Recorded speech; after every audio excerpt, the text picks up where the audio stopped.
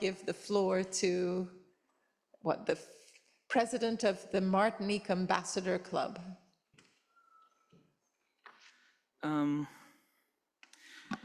Distinguished delegates, esteemed colleagues, beloved custodian of the earth, and of course a special salute to my friend Minister Green. I stand before you with gratitude that overflows like a sap of sugarcane after harvest. I thank the World Food Forum for convening us under this noble canopy and dialogue of renewal. And with deep reverence, I extend my heartfelt appreciation to the Civicus Foundation and the Embassy of Cabo Verde, who generously sponsored me to share a singular vision for Martinique. Today I invite you not to a lecture, but to imagine a journey.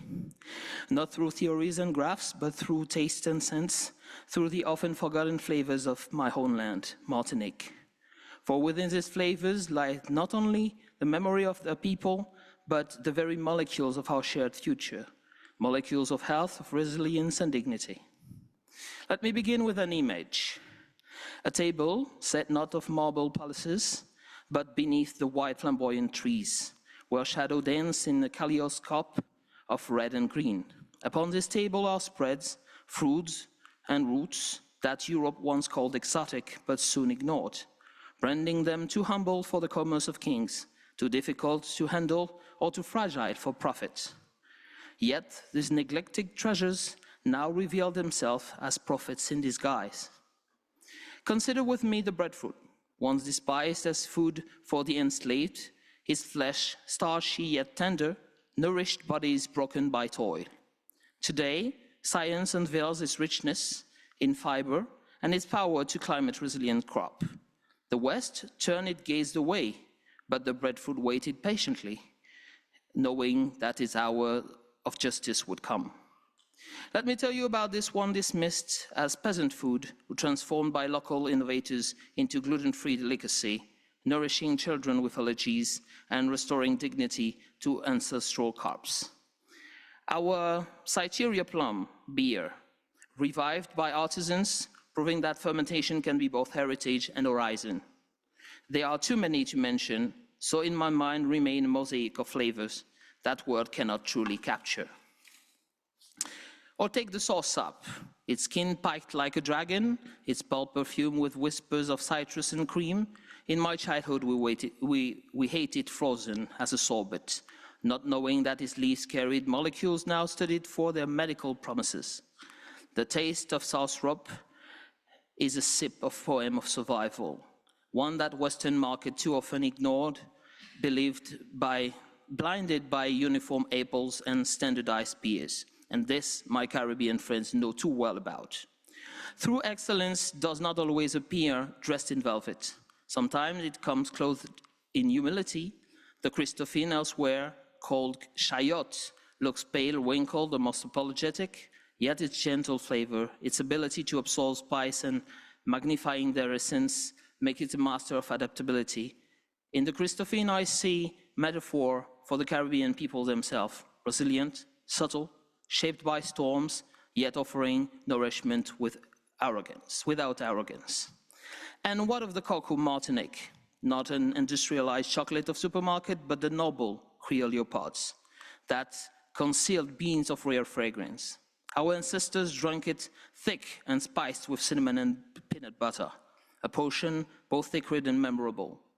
Today, as the world searches for authentic taste and healthful indulgence, our cocoa re-emerged as a sovereign ambassador for both flavors and future nutrition. Each of these foods is more than sustenance. They are archives of resilience, edible libraries written by sun and soil. They carry the memory of colonization, of survival, of reinvention, and in their phytochemicals, the blueprints of tomorrow's medicines and diet lie. Martinique, an international biodiversity hotspot, including iconic UNESCO site, those small in size, stand as a leader. Our volcanic soil, born of fire and cooled by centuries of rain, are our chemical crucibles. From these soils rise not only sugarcanes and banana, but also turmeric, golden as dawn, ginger sharp as thunder, and cassava as ancient as the American canoes that one coast across our seas. This is what the Caribbean offers the world, not quantity, but quality imbued with story. Not industrial monotony, but biodiversity preserved in songs and proverbs. We are not here to sell dream package in plastic. We are here to remind humanity that salvation may lie in their food or scorned as inferior. When I evoke this flavor, I'm not merely cataloging crops, and I'm summoning memory. I recall childhood beach, we played football on white sand, returning home, and green mangoes with pinch of salt and garlic we call suskai. The beach is now diminished, and the rising seas just as monoculture threaten to diminish our food landscape. Yes. Thus is to defend food biodiversity is also to defend identity. Every banana cake baked in a clay oven resists the empire of uniform bread. Every calabash of spicy cocoa resists the tyranny of the statement abundance to taste of our food. Is to partake the ritual, sovereignty, and act of cultural identity. In Martinique, we say, and I'm concluding here, banan jaune pa ka jamais vini vet. It means ripe plantains never turn back green. I believe that the season of our neglected food has come. The season of breadfruit and sausage, cassava and cocoa, Christophine, turmeric, mangoes, and kennets. The seasons where food is not only fueled by emotion, but in commodity by communion. May we set the table for this future together, a table vast as the ocean, diverse as the rainforest, abundant as the imagination of our youth. And may every people, every culture, every humble seed find its honored place upon that table. I invite you all. Thank you very much.